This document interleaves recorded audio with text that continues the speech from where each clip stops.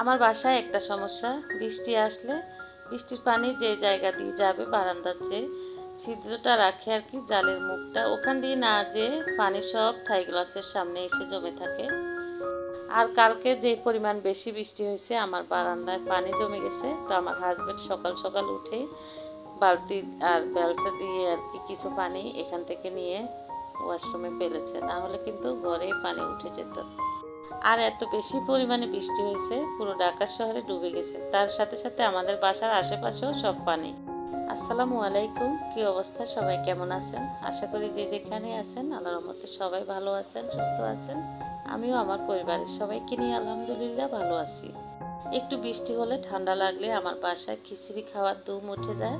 তো খিচুড়ি খাওয়ার জন্য মুরগি বের করছি ফ্রিজ থেকে।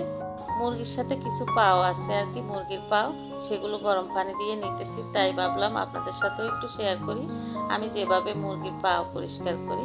অনেকে আছে গরম পানির ভিতরে সব মুরগির পাও একসাথে দিয়ে তারপর একটা একটা করে ছিলে। আমি আবার এইভাবে নেই না, আমি আমার মতো করে নেই সুন্দর করে। গরম পানি একদম বলক উঠানো গরম পানি নিয়ে একটা একটা মুরগির পাও গরম পানির ভিতরে দিয়ে এভাবে আস্তে আস্তে একটা একটা করে পরিষ্কার করে নিই। তাহলে খুব সুন্দরভাবে মুরগির পায়ের চামড়াগুলো পরিষ্কার হয়ে যায়। আর সবগুলো মুরগির পাও একসাথে পানির ভিতরে দিয়ে রাখলে চামড়া সহ মাংস উঠে যায়। সেই সাথে আরও শেয়ার করতেছি আপনাদের সাথে আমি যেভাবে মুরগির মাংস পরিষ্কার করি। মুরগি যখন কিনে নিয়ে আসে তখন ওই লোকরাই 4 পিস করে দেয় আর কি। 4 পিস না করলেও যখন আস্ত মুরগি নিয়ে আসে আমি 4 পিস করে 4 পিসের মুরগিটাকে কলের পানি একটু আস্তে আস্তে ছেড়ে এভাবে পরিষ্কার করে নিই। তাহলে মুরগি কাটতে আমার কাছে খুব সহজেই হয়ে যায়। তো এই তো মুরগিগুলো কেটে এভাবে পিস করে নিয়েছি রান্না করার জন্য। তো আমি যেভাবে আর কি শর্টকাটে কাজ করি সেটাই আপনাদের সাথে শেয়ার করতেছি। জানি না আপনাদের কার কাছে কেমন লাগে। ভালো লাগলে ভিডিওটি দেখে সঙ্গে সঙ্গে একটি লাইক দিতে ভুলবেন না। আর মুরগির মাংস মশলা কাঁচা হাত দিয়ে মাখিয়ে এভাবে বসিয়ে দিয়েছি আর কি। মুরগির মাংস রান্না করতে যা যা মশলা দিতে হয় সব কিছু একবারে দিয়ে এভাবে প্রেশার কুকারে মাংস ভালো করে কষি, তারপর জলের পানি দিয়ে ঢাকনা দিয়ে 2 সিট দিয়ে নেব। তাহলে খুব শর্টকাটে রান্না হয়ে যাবে। এখানে মুরগির মাংসের সাথে অল্প করে আলুও দিয়েছি। আলু মুরগির মাংস একসাথে এভাবে কষিয়ে নিলাম।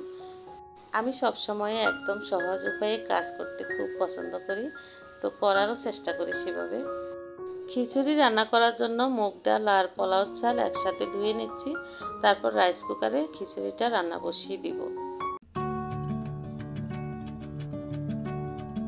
মুরগির মাংস কষিয়ে নেওয়া হয়ে গেছে। খিচুড়িতে দেওয়ার জন্য পাশের চুলায় গরম পানি বসিয়ে রেখেছিলাম, সেখান থেকে গরম পানি দিয়ে দিয়েছি। এখন তাড়াতাড়ি বলক উঠে যাবে রান্না।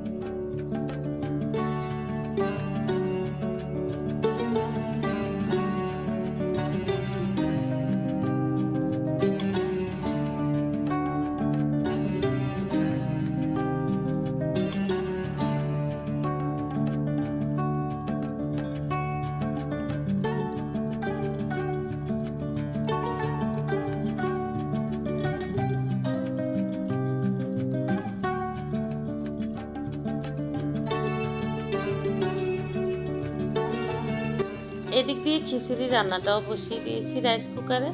রাইস কুকারে খিচুড়ি পোলাও এগুলো রান্না খুবই সুন্দর হয়, আমার কাছে খুব ভালো লাগে। তো কিছুক্ষণ চালগুলো ভেজে তারপর ফুটন্ত গরম পানি দিয়ে দিয়েছি পরিমাণ মতো, যেটুকু চাল তার ডাবল পানি। এদিক দিয়ে প্রেসার কুকারে আমার মুরগির মাংস খুব সুন্দরভাবে রান্না হয়ে গেছে, খুব সুন্দর একটা কালার চলে আসছে।